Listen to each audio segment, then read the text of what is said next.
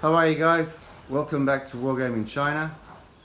And today I'm going to have a chat about a difficult subject, and a subject that I've been trying to understand myself as far as transferring it from the battlefield to the Wargames table goes.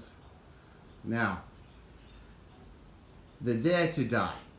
They who dare to die have been a part of Chinese military history for thousands of years. We can look at them as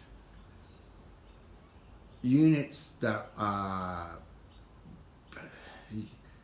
self-sacrifice units, units of men. I think the British might have had that forlorn hope in the Napoleonic Wars.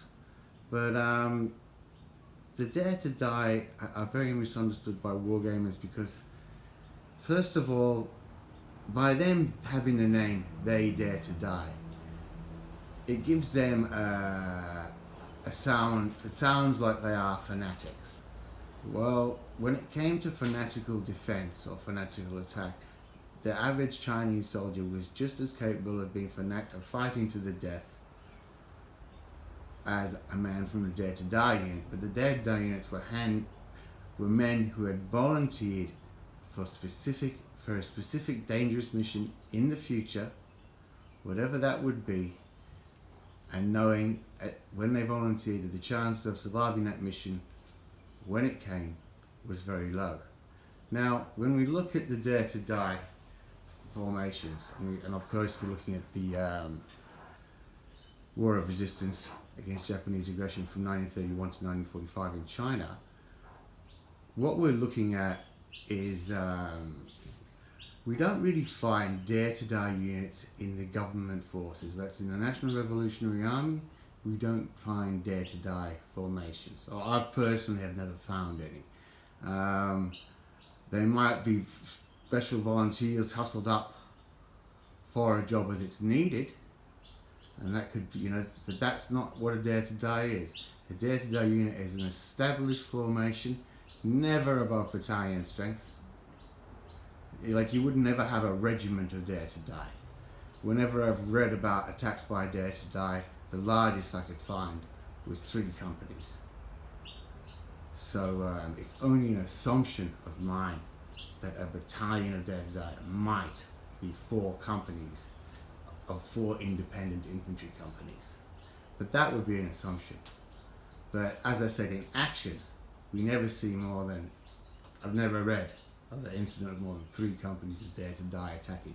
And every incident that I've read in the period 31 to 45, and less so from the period after 1938,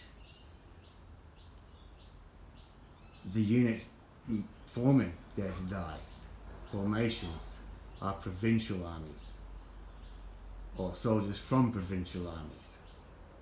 So it's not something that the National Revolutionary Army or Chiang's Personal Division or even the Red Army, the People's Army, is making. They're not making Dare to Die units.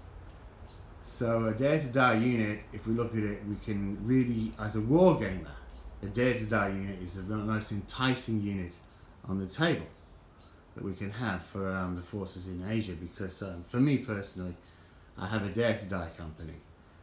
Lots of swords, submachine guns, but they could be Chinese copies of the Thompson. They could be Chinese copies of the MP18. Lots of big swords, lots and lots of grenades, and you'll notice that mine are in winter uniform because mine are part of the 29th Army, which is an army I'll be introducing soon in the future. Now, when it comes to Dare to Die, the history is long. They can go back thousands of years in China and trace back Dare to Die units, and these units are always the same. They're always given special equipment, special rations, maybe a little bit of extra pay, and they know that in the future there'll be a job that they have to do, a military assault or whatever, that there's very likely they won't survive. Now, when it comes to suicide tactics, again, The average Chinese infantryman is capable of just as much fanaticism as the Japanese. However, it must be said the Chinese infantryman, the Chinese soldier at the end of the day, would be more likely to surrender than a Japanese soldier. But this was found out throughout the Pacific.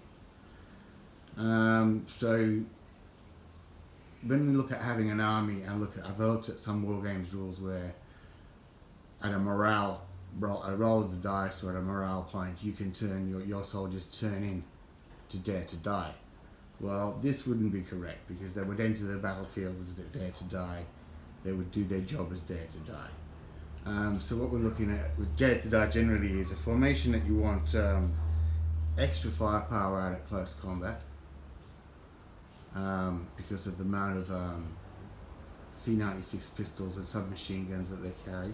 So from close range to medium range, you want to give them a lot of extra points. You want to give them extra grenades at close range. You want to give them speed. You know, if you've got rules for how the Japanese advance when they go banzai, use those rules for your dare to die coming into final contact. As I said, these former Northwestern Army, they're Caesar figures. They're pretty nice. If you know the figures, you'll know that I've converted a lot of them here.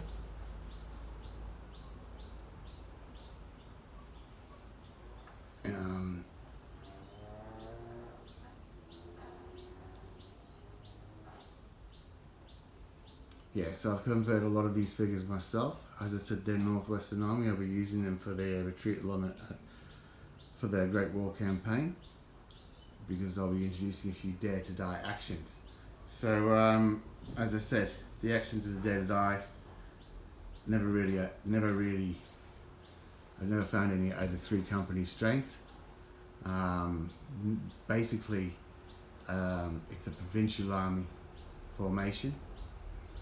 And even then there are questions, because I've never found incidents of Dare to Die units in the forces of Yunnan. But you know, maybe I haven't looked, maybe I haven't found them yet. So if you can get back to me that I've translated this correctly, or my interpretations are correct, that'd be great. Or incorrect, that'd be even better, because we can learn by our mistakes. So there you go, there's a Dare to Die. They should enter the battlefield as the Dare to Die, and they fight as the Dare to Die. Give them a few more SMGs, lots of grenades, swords, and you've generally got the business. If there's any figure manufacturers out there that are planning on doing Chinese, you can never give us enough C-96s. Never. Okay. If you like that, subscribe. If you really like that, hit like. I'll see you guys later. And remember, these figures are painted for the Great War campaign of 1933, and Chinese troops would fight the Japanese from 1931 till 1945, and the Chinese soldier would fight the Japanese with the least for the longest. See ya.